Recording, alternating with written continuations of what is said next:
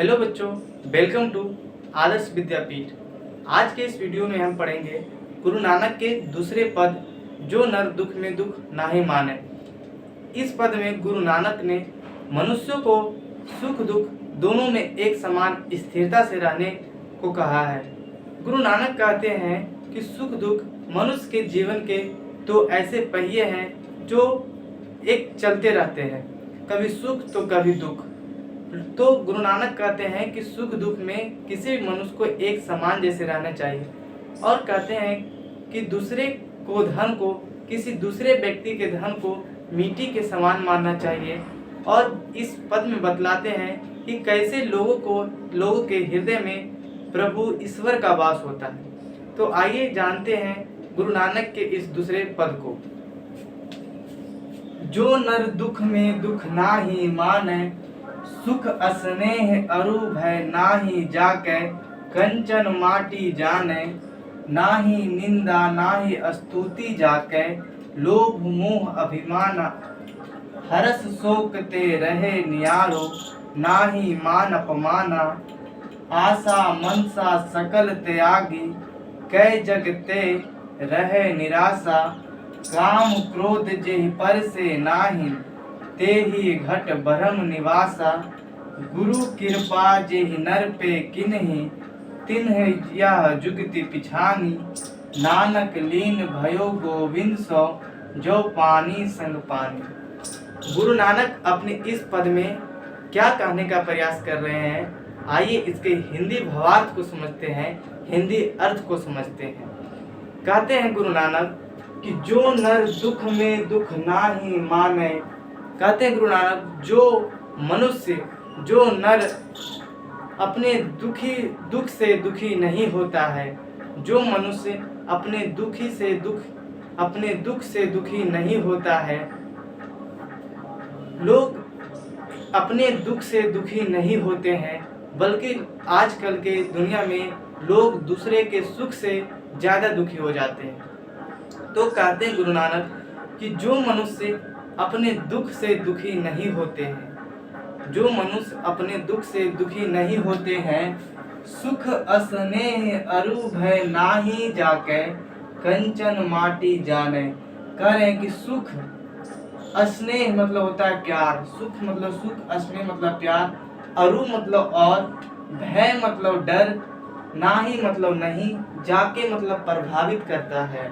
कहते हैं कि जिस मनुष्य को, जो नर को, जो मनुष्य अपने दुख से दुखी नहीं होता है, जिस मनुष्य को सुख स्नेह और डर प्रभावित नहीं करता है, और जो कंचन माटी जाने, और जो मनुष्य दूसरे के धन को मिट्टी के समान मानता है, नाहि निंदा नाहि स्तुति जाके, लोभ मोह अभिमाना।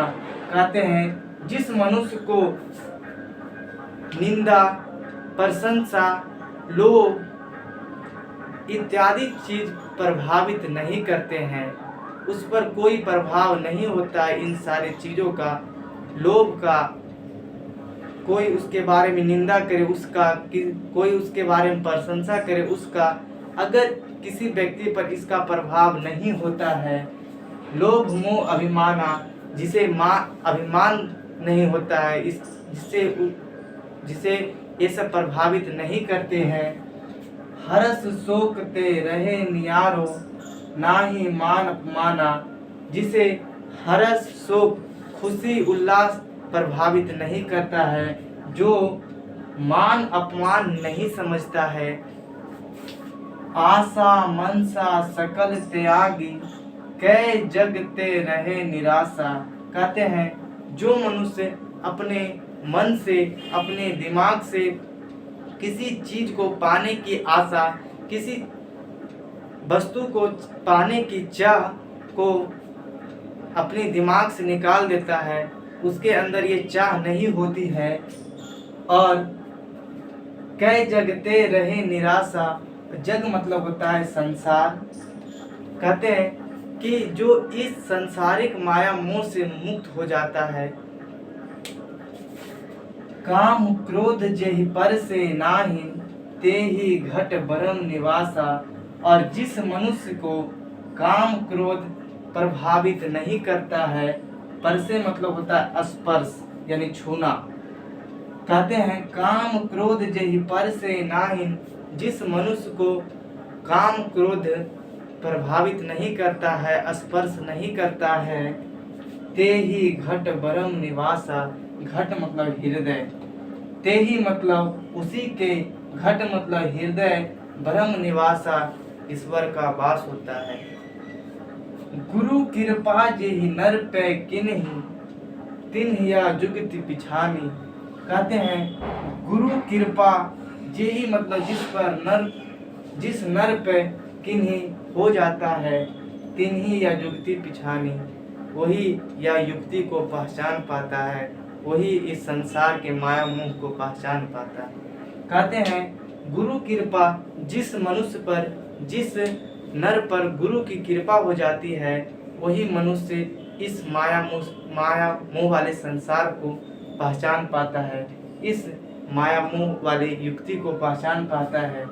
नानक लीन भयो गोविंद सो, जो पानी संग पानी। नानक कहते हैं कि ईश्वर के भक्ति में इस प्रकार लीन हो जाओ। गुरु नानक जी कहते हैं कि भगवान के भक्ति में इस प्रकार लीन हो जाओ, जो पानी संग पानी। जिस प्रकार समुद्र का पानी में नदी का पानी जाकर मिल जाता है। कहते हैं नानक लीन भयो गोविंद सो, जो पानी संग पानी। कहते हैं भगवान के भक्ति में इस प्रकार लीन हो जाओ, जिस प्रकार नदी का पानी समुद्र के पानी में मिलकर लीन हो जाता है। अब एक बात इसका पूरा हिंदी बताते हैं। गुरु नानक जी कहते हैं कि जो मनुष्य अपने दुख से दुखी नहीं होता है, जो मनुष्य अपने दुख से दुखी नहीं होता है, जिसे सुख, स्नेह, प्यार ये सब प्रभावित नहीं करता है, जो दूसरे के धन को मिट्टी के समान समझता है, जिसे निंदा, प्रशंसा, स्तुति, जिसे प्रशंसा, उल्लास, लोभ, अभिमान ये सब प्रभावित नहीं करता है, जो मान अपमान नहीं समझता है, जो हर्ष शोक से प्रभावित नहीं होता है, जिसके मन में, जिसके दिमाग में किसी वस्तु के पाने की आशा खत्म हो गई हो, जो मनुष्य